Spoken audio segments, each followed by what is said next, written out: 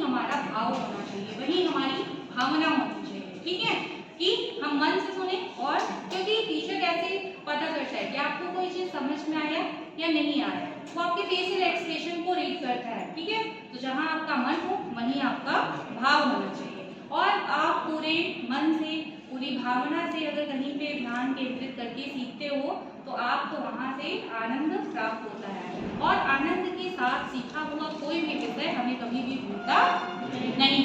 समझ में आया? ठीक है, तो आज हम आपके डाउट की तरफ मूव करते हैं। ठीक है, तो क्या आप तैयार हैं? Yes ma'am. सबसे पहला जो क्वेश्चन पूछा गया था वो ये था कि भारत की प्रस्तावना का क्या अर्थ है। ठीक है, क्योंकि भारत की प्रस्तावना को आपको पहले ही बता दिया गया था। ठीक है, भारत की प्रस्तावना क्या है?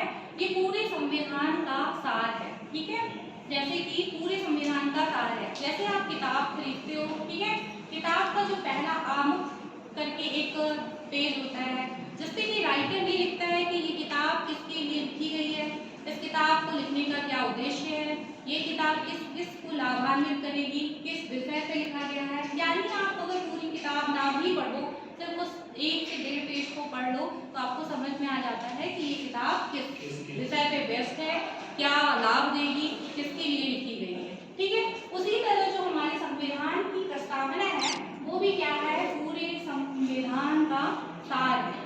ठीक है, और उसमें क्या क्या कहा गया है कि हम भारत के लोग, ये सारी चीजें आपने पढ़ ली हैं। ठीक है, ये कहाँ से स्टार्ट होती है?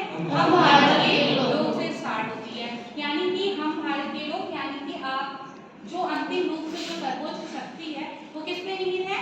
जनता में निहित है, भारत की जनता में निहित है। जनता जब चाहे किसी को शासन शीर्ष पे बैठा सकती है और जब चाहे तब उतार सकती है।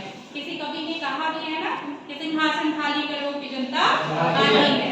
ठीक है, तो जनता इतना पावरफुल है। ठीक है, जनता इतना पावरफुल है। ठीक है, ये जो जनता को शक्ति दी गई है वो किसने दिया है? भारत की संविधान ने दिया है।